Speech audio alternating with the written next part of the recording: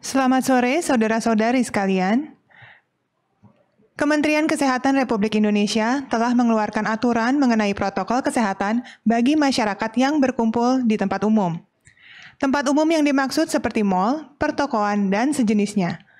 Panduan ini tertuang dalam Keputusan Menteri Kesehatan Nomor 382 Tahun 2020 tentang protokol kesehatan bagi masyarakat di tempat dan fasilitas umum yang dikeluarkan pada tanggal 19 Juni 2020. Beberapa informasi penting bagi pengelola maupun pengunjung pusat perbelanjaan adalah: pertama, membatasi jumlah pengunjung. Melakukan pemeriksaan suhu tubuh di semua pintu masuk pusat perbelanjaan. Jika ditemukan pekerja atau pengunjung dengan suhu di atas 37,3 derajat Celcius, maka pengunjung tidak diperkenakan masuk. Jika pengunjung tidak memakai masker, maka tidak diperbolehkan masuk juga. Petugas pemeriksa suhu menggunakan masker dan pelindung wajah atau face shield. Dan selama pelaksanaan pemeriksaan suhu, petugas tersebut didampingi oleh petugas keamanan. Kedua, membatasi jumlah pengunjung yang masuk dan membatasi jumlah pedagang yang beroperasi. Mengatur jarak etalase, serta mengatur jam operasional, jam buka, dan tutupnya mal. Ketiga, mengatur jarak saat mengantri dengan memberi penanda di lantai minimal 1 meter, seperti di pintu masuk kasir, dan juga lift, dan juga eskalator, dan membatasi jumlah orang yang masuk ke dalam lift dengan membuat penanda pada lantai lift. Hal ini juga harus dilakukan pengaturan jarak minimal 1 meter di tangga dan juga eskalator. Keempat, pengatur modal transportasi agar mencegah terjadinya kerumunan dan mengoptimalkan ruang terbuka, juga agar tidak terjadi kerumunan. Pengelola juga diminta memberikan informasi tentang larangan masuk bagi pekerja dan pengunjung yang memiliki gejala demam, batuk, pilek, nyeri tenggorokan, dan atau sesak nafas, atau punya riwayat kontak dengan orang yang terkena COVID-19. Selanjutnya, pembersihan dan disinfeksi secara berkala harus dilakukan di mal atau shopping center tersebut paling sedikit 3 kali dalam sehari. Pembersihan diutamakan pada area atau peralatan yang digunakan bersama seperti pegangan pintu dan tangga, tombol lift, pintu toilet, dan fasilitas umum lainnya. Ruangan khusus pos kesehatan untuk penanganan pertama tetap difungsikan, bahkan lebih aktif lagi, agar apabila ada pekerja, pedagang, atau pengunjung yang mengalami gangguan kesehatan di pusat perbelanjaan, mal, atau pertokoan dapat langsung ditangani. Dan terakhir, sosialisasi kepada seluruh pekerja dan pengunjung tentang pencegahan penularan COVID-19 harus digencarkan. Hal itu dapat dilakukan dengan dipasang spanduk, poster, banner, melalui WhatsApp atau SMS blast, pengumuman melalui pengeras suara, dan lain sebagainya. Adapun materi yang diberikan meliputi wajib menggunakan masker, cuci tangan menggunakan sabun dan air mengalir, dan juga menjaga jarak minimal 1 meter. Bagi kita yang terpaksa dan penting sekali harus ke mal, tolong perhatikan. Pastikan kita dalam kondisi yang sehat. Jika mengalami gejala seperti yang tadi sudah saya jelaskan, tetaplah berada di rumah. Dan segera periksakan diri ke fasilitas kesehatan apabila kondisi berlanjut. Kemudian kedua, selalu pakai masker dalam perjalanan ke dan dari mal, dan selama berada di pusat perbelanjaan, mal atau pertokoan dan sejenisnya tersebut. Sering-sering cuci tangan pakai sabun dan air mengalir minimal selama 20 detik atau gunakan hand sanitizer. Hindari menyentuh area wajah seperti di mata, hidung, dan mulut, apalagi kalau belum cuci tangan. Tetap jaga jarak minimal 1 meter dengan orang lain. Jika pusat pembelanjaan, mal, atau pertokoan dalam kondisi yang padat, jangan dipaksakan. Cari alternatif tempat lain atau pilih opsi belanja online atau secara daring. Namun, apabila terpaksa, pertimbangkan penggunaan pelindung wajah atau face shield dan masker sebagai perlindungan. Baik pedagang, pekerja, maupun pengunjung, upayakan agar tidak membawa sekelompok yang rentan, seperti ibu hamil, balita, anak-anak, lansia, dan penderita penyakit penyerta atau penyandang disabilitas yang terlibat, dan lain sebagainya ke dalam pusat pembelanjaan. Protokol kesehatan ini diterbitkan sebagai upaya pencegahan penyebaran COVID-19 untuk memfasilitasi masyarakat yang beraktivitas kembali dalam situasi pandemi COVID-19, namun dengan mulai beradaptasi pada kebiasaan baru, kebiasaan yang lebih sehat, lebih bersih, dan lebih bermanfaat. Dan ingat selalu, perhatikan informasi terkini serta himbauan dan instruksi pemerintah pusat dan pemerintah daerah terkait COVID-19 di wilayah Anda.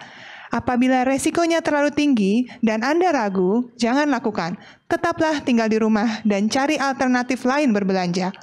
Pasti Bapak Ibu semua setuju kalau kesehatan kita dan keluarga adalah yang terpenting. Betul bukan? Salam sehat dan salam hangat untuk keluarga. Sekarang untuk menyampaikan kinerja data hari ini, saya persilahkan Bapak Dr. Ahmad Yuryanto.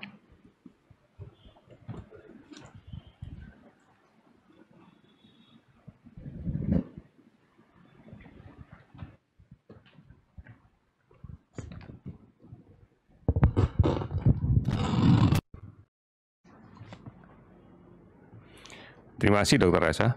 Saudara-saudara, hari ini kembali kami akan menyampaikan update data yang kita himpun sejak pukul 12.00 WIB kemarin sampai dengan hari ini pukul 12.00. Pada hari ini kita melakukan pemeriksaan spesimen sebanyak 10.926 spesimen.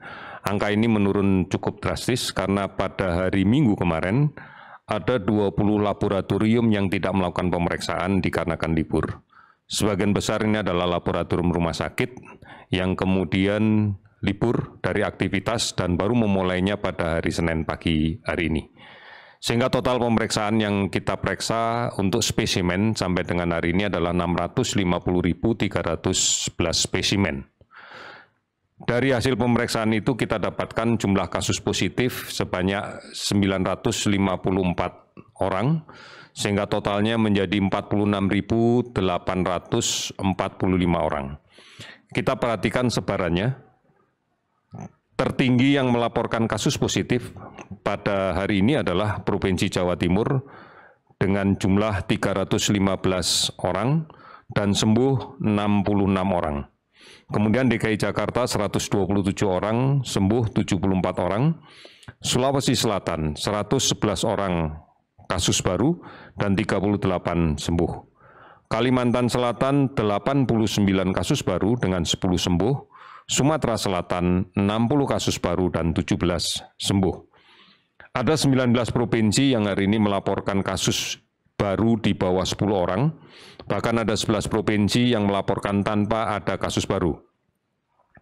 Beberapa provinsi yang jumlah kasus sembuh lebih banyak dibanding dengan kasus konfirmasi yang dilaporkan adalah Jawa Barat, 17 kasus baru dan sembuh 24 orang. Kemudian Nusa Tenggara Barat 11 kasus baru dan 13 sembuh. Kemudian Gorontalo 3 kasus baru dan 4 sembuh. Yogyakarta tidak ada kasus baru melaporkan 7 sembuh. Kemudian Kalimantan Barat tidak ada kasus baru melaporkan 3 sembuh. Dan Sumatera Barat tidak ada kasus baru dan melaporkan 2 sembuh. Sehingga total kasus sembuh yang dilaporkan hari ini adalah 331 orang, akumulasinya adalah 18.735 orang. Meninggal 35 orang sehingga totalnya menjadi 2.500 orang. Kasus orang dalam pemantauan yang kita lakukan pemantauan adalah 43.500, sementara pasien dalam pengawasan sebanyak 12.999 orang. COVID-19 ini sudah terdampak pada 440 kabupaten kota di 34 provinsi. Saudara-saudara, sekali lagi saya akan mengingatkan bahwa menjaga jarak adalah kunci bagi upaya kita untuk mencegah penularan ini. Oleh karena itu, pastikan kita mampu menjaga jarak dalam semua aktivitas sosial kita, termasuk menggunakan masker.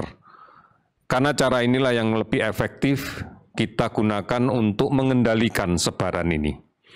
Penambahan kasus hari per hari di tempat-tempat yang telah saya umumkan tadi, itu menggambarkan bahwa kepatuhan terhadap protokol kesehatan masih belum optimal dilaksanakan oleh masyarakat kita. Oleh karena itu sudah saatnya kita saling mengingatkan dengan cara yang baik. Sudah saatnya kita saling menjaga satu dengan yang lain agar tidak tertular penyakit ini. Dan sudah saatnya juga kita melindungi orang-orang yang rentan terhadap penyakit ini yang dapat memberikan akibat buruk. Misalnya pada orang tua, lanjut usia, atau pada orang-orang dengan penyakit penyerta yang kemudian akan jatuh sakit dalam kondisi yang buruk manakala tertular COVID-19 ini. Termasuk anak-anak kita, balita, ibu hamil, dan sebagainya. Saudara-saudara, kita sudah cukup lama menghadapi ini. Kami melihat sudah cukup banyak yang mematuhi ini. Dan ini kami berterima kasih. Namun sekarang langkah kita adalah bagaimana mengingatkan orang lain. Ingatkan dengan cara yang baik. Sehingga melindungi diri, menjalankan protokol kesehatan, bukan semata-mata karena tekanan dari aturan, tetapi semata-mata karena memang kita tidak ingin sakit. Kita yakin kita bisa melakukan ini dengan baik. Kita semuanya yakin, karena kita mampu bekerja sama secara terus-menerus dengan membangun kesadaran kolektif kita. Kita pasti bisa. Terima kasih, selamat sore.